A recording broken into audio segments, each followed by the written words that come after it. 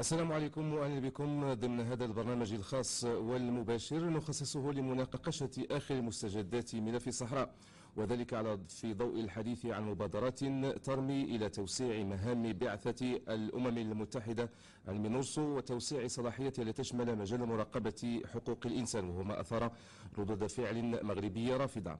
سنناقش تفاصيل والمعطيات المرتبطة بهذه التطورات، ردود الفعل التي اثرتها، وكذلك السيناريوهات المفتوحة على الملف خلال القادم من الأيام.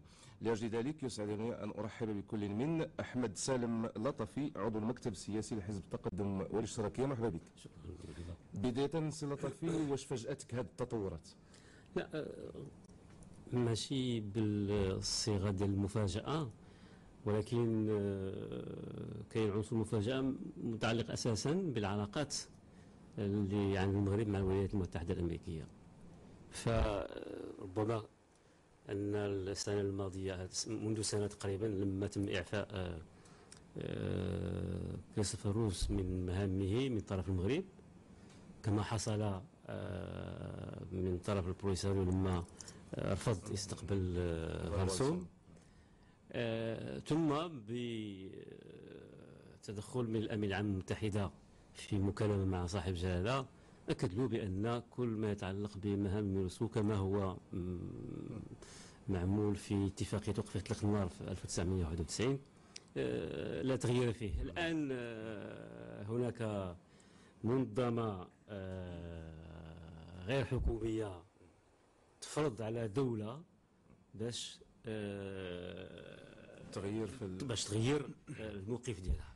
أولا قضية حقوق الإنسان تهمنا نحن كمغاربة في جميع أنحاء البلاد، وبصفة خاصة في الأقاليم الصحراوية اللي هذه القضية هذه يعني تطورت بشكل كبير في بلادنا، وربما كان عندنا سبق إفريقي وعربي لما أنشئت هيئة الإنصاف والمصالحة باستثناء ما حصل في جنوب إفريقيا بطبيعة الحال. إذن هذه القضية هذه لا نشعر بأي حرج فلما كنتكلم عن حقوق الإنسان وتوسيعها وتطويرها إلى آخره. ولكن هذه المؤسسة ديال كيري كينيدي أو روبرت كينيدي لماذا لم ترى حقوق الإنسان في مخيمات تندوف ولم تصدر ولو تعليق واحد على ما يحصل في هذه المخيمات، أو في غوانتنامو أو في سجن أبو غريب ببغداد، أو بحيث على طول امتداد واحد المدة لم تتكلم عن خرق حقوق الإنسان في إسرائيل، وخاصة العنصرية الممارسة ضد العرب في هذه في إسرائيل. ثم لما منحت جائزة لفلسطيني أضافت إليه إسرائيليا لا علاقة له بحقوق الإنسان. سي أحمد ولباز، عضو المكتب السياسي لحزب الاتحاد الدستوري. مرحبا بك. مرحبا. نطلب منك بداية إجمالا تقييمك رد الفعل المغربي سواء على المستوى الرسمي أو السياسي أو المدني. بكل تلقائية المغرب الرسمي والغير الرسمي وفي جميع المناطق موقف موحد هو الرفض لهذه المحاولة، وهذا تعبير عن تماسك الموقف المغربي الدائم بالنسبة لهذا الملف الوطني الذي لم يتغير، لأن من المسيرة الخضراء مسيرة أخرى دائما في نفس الاتجاه، دائما في نفس التوجه، هو المحافظة على المكتسبات.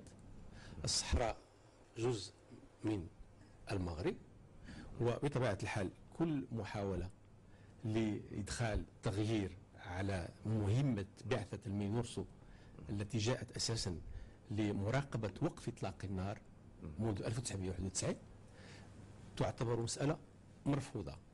والرفض الأكبر جاء من كون أن مدخل حقوق الإنسان هي المناورة التي يحاول خصوم الوحدة الترابية والانفصاليون الدخول منها لإحداث نوع من الخلخلة في الوضع المغربي والتأثير على المسيرة التنموية، على الجهود التي يبذلها المغاربة في جميع الواجهات، بالخصوص إذا كان ما يمكن أن نعتز به من أنه ما حققه المغرب في 20 سنة الأخيرة هو التقدم الممنهج والعقلاني والإرادي في ملف النهوض بحقوق الإنسان على جميع المستويات.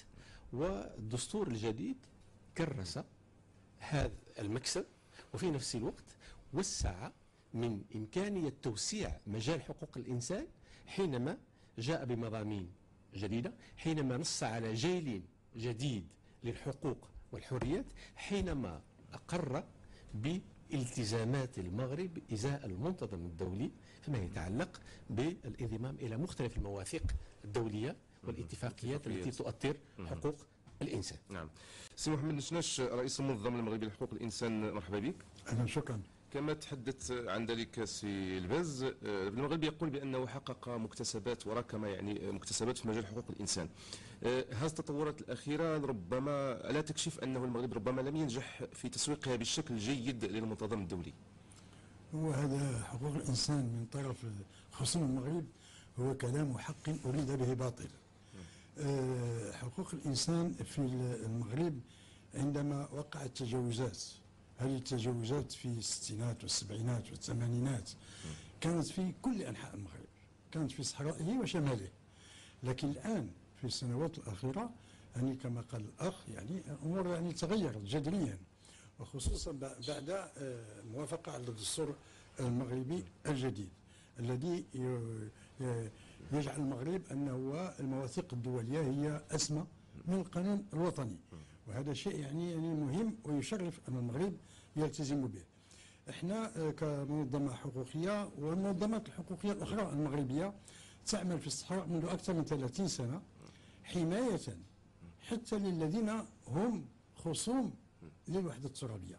نقف بجانبهم، نساندهم في حقهم المشروع للتعبير عن آرائهم، نساندهم عندما يكونوا في محاكمة أمام القضاء. فلهذا المجتمع الحقوقي المغربي كان دائما موجود في الصحراء. فعندما يأتوا الآن من خارج المغرب ويريدون أن في تقرير الأمين العام للأمم المتحدة الذي همش كل هذه السنوات اللي اشتغلنا فيها كحقوقيين، هذا يعني أنهما هناك غرض سياسي مش غرض حقوقي محض. سي عبد المنعم الديلامي، مدير جريدة الصباح، مرحبا بك. اهلا وسهلا. في التناول الإعلامي لهذه التطورات في نظرك هل تتوفر يعني المعلومة بشكل كافي لفهم ما يجري؟ تنعتقد على ان المعلومه متواجده، واساسا متواجده ايضا عده ديال لي بيست ديال التحليل، لان في هذه القضيه فيها ثلاثه الجوانب ما نساوهمش. كاين الجانب الاول هو حقوق الانسان، الجانب الثاني هو توسيع الصلاحيات لم ينقصوا، واخا هما تيقولوهم بجوج ولكن في الحقيقه ماشي ضروري يتخلطوا بجوجهم. الجانب الثالث هو تغيير استراتيجي في السياسه ديال الولايات المتحده الامريكيه ازاء المغرب، لان هذه مساله اساسيه تنعتبرها، وبالتالي كل وحده فيهم غير كل موضوع في هاد الثلاثه راه موضوع كبير. تعتقد على ان المساله ديال حقوق الانسان طبعا تكلموا عليها الاخوان، والمغرب ما عندوش الان في هذا الطرف هذا ما عندوش عقده من هذه الناحيه. كاين المجتمع المدني، كاين جمعيات عده في المغرب اللي مهتمه بهذا الموضوع، وكانت طرحت المساله ديال حقوق الانسان بالنسبه للصحراء بوحدها بغض النظر على من يرسو، ما غاديش تخلق نفس المشكل. لان واش المنظمات المغربيه ديال المجتمع المدني تمشي دير تقرير سنوي ديالها ولا شهري ولا الى غير ذلك، تكون مساله اخرى. المساله الاساسيه اللي مطروحه الان هي توسيع الصلاحيات ديال من يخصو، سواء بالنسبه لحقوق الانسان او بالنسبه المساله او بالنسبه لشيء اخر، لان ما نساوش على من وسوجات المغرب بخاطر مش فرضها عليه حد، يعني هو اللي اتفق على الوجود ديالها باش تحرص لسيسي لو فو اللي كاين في الناحيه الى غير ذلك. اصلا كما يدل على ذلك اسمها لتنظيم الاستفتاء اصلا المسدود بقات المهمه الاساسيه هي هذا هو، ماشي باش تولي بشويه بشويه هي السلطه فوق السلطه المغربيه. هذا هو الخطر اللي كاين الان. ثاني النقطه الثالثه اللي بالنسبه لنا هي اساسيه، هي على ان واضح الان على ان الولايات المتحده الامريكيه بهذه المبادره ما تعتقدش على ان المبادره اعتباطيه هكاك، حيت واحد المنظمه ديال المجتمع المدني اثرت على الحكومه الامريكيه وقالت غادي نديروا هكاك. ما تنعتقدش، تعتقد على ان ربما هذا تيأشر على كاين واحد التغيير استراتيجي على التحالفات في المنطقه، وربما التحالف اللي المغرب كان تعتبره على ان راه مستمر مع الولايات المتحده ربما الان كاين اعاده النظر فيه وتجب على المغرب حتى هو. طبعا حنا المغرب صغير بزاف بالنسبه للولايات المتحده، اذا ما تيمنعش تيجب عليه حتى هو ياخذ بعين الاعتبار هذا التغيير الاستراتيجي اللي مطروح الان. نعم. غنطلب منك سي نشناش بداية كنتكلموا على توسيع مهام المينورسو، غير المغاربة والمغربيات اللي كيتبعونا حبذا لو نشرحوا لهم يعني على أرض الواقع ماذا سيعني ذلك. يعني إذا مثلا سمحنا بتوسيع مهام المينورسو لتراقب مجال حقوق الإنسان ماذا يعني ذلك على أرض الواقع؟ على أرض الواقع يعني أن المغرب يستسلم ويعطي طرف من سيادته لمجموعات دولية أجنبية. يعني المينورسو هي قوات متعددة تابعة لمجلس الأمن، ولكن هي دول متعددة. هذيك إذا أعطيتها الصلاحيات هذا كيعني أن المغرب غيجلس هناك يراقب وليس له أي حق التدخل. فكروا مثلا معنا على أنه تقع أي تظاهرات وتقع يوميا تظاهرات في المغرب كله.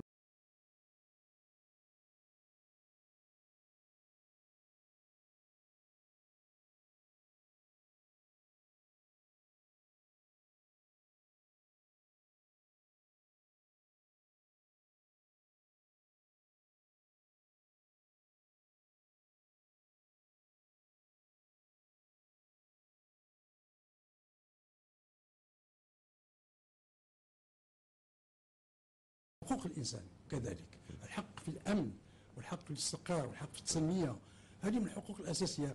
راه من حقوق الإنسان ماشي راه حقوق سياسية وحق التعبير، راه فيها كل شيء.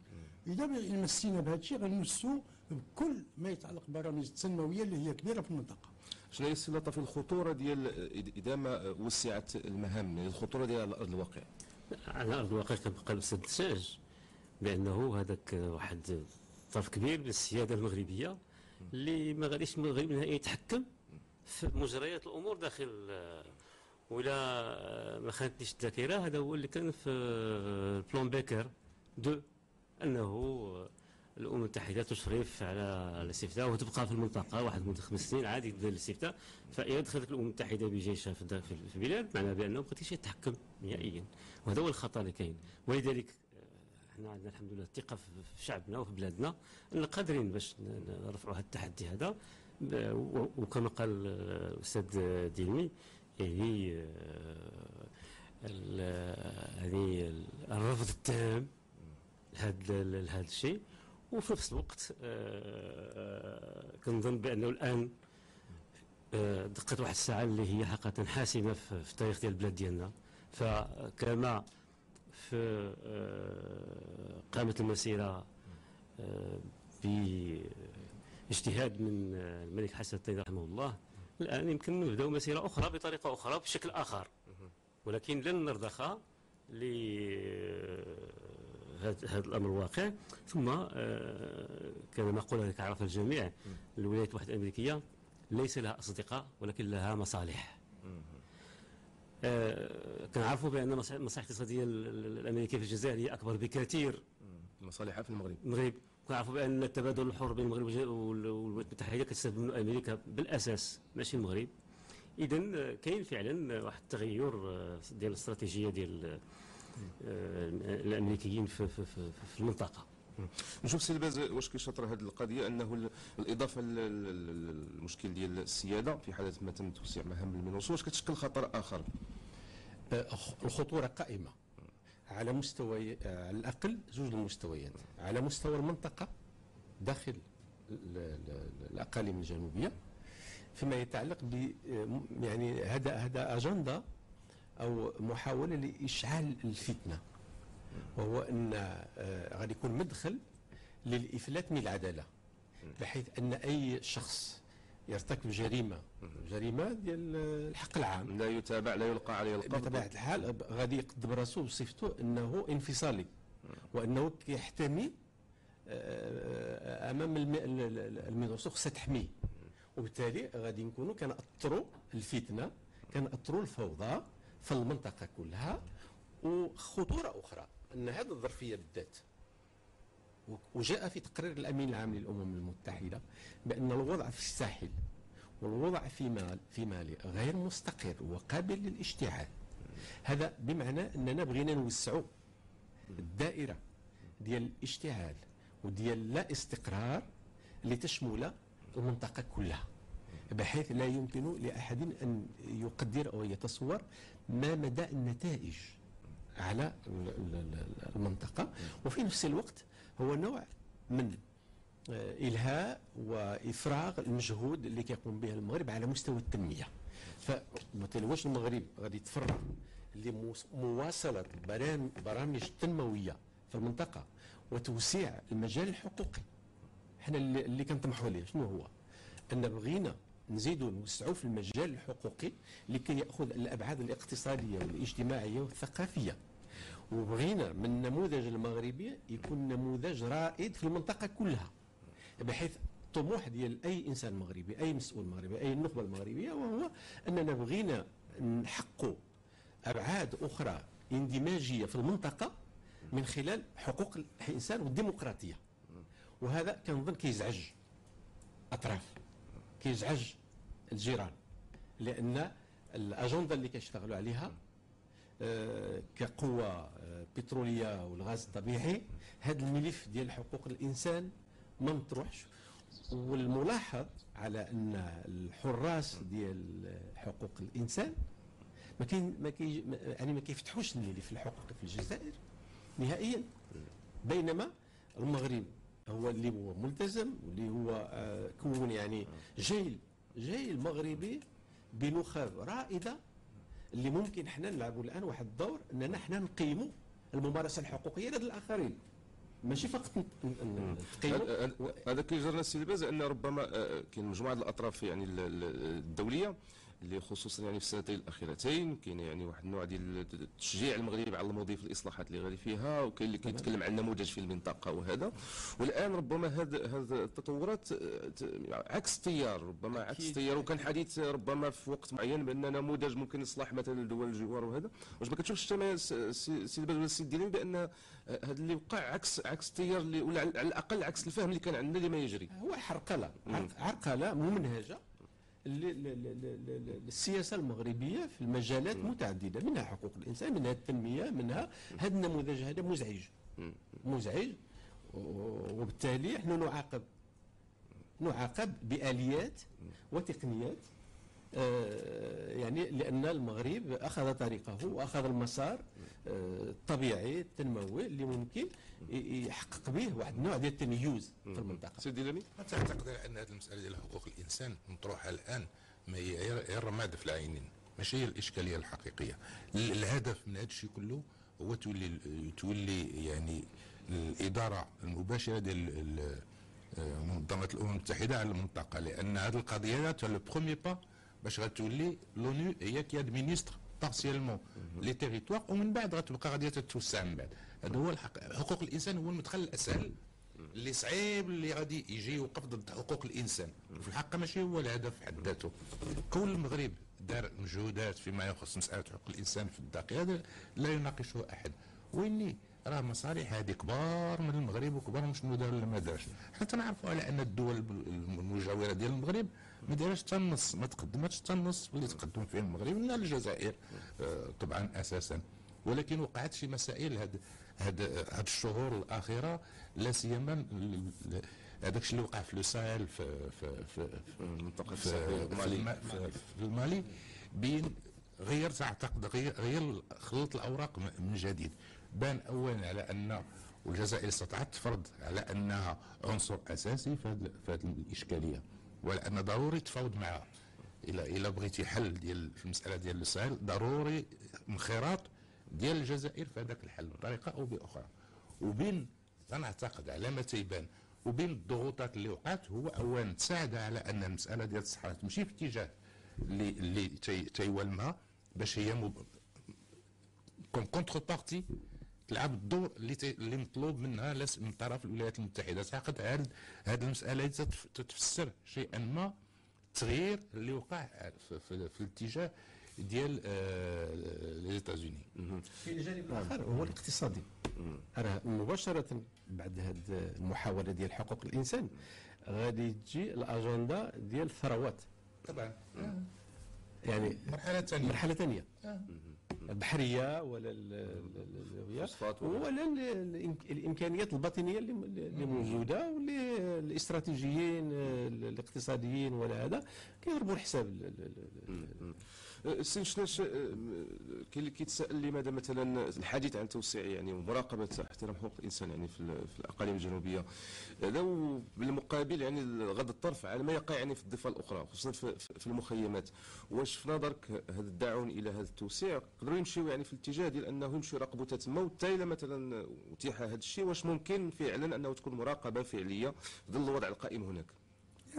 القضية أن مراقبة المخيمات هذا شيء يعني بالنسبة للجزائريين ما سمحوش حتى الإحصاء فما عاشت مراقبة، هو غير الإحصاء المقيمين عندهم رافضين الرفض التام أن المفوضية السامية للاجئين تقوم بإحصاء المقيمين، فلهذا ما نحلموش على أن الجزائريين يصبحون بأكثر من هذا، يعني لا يجوز.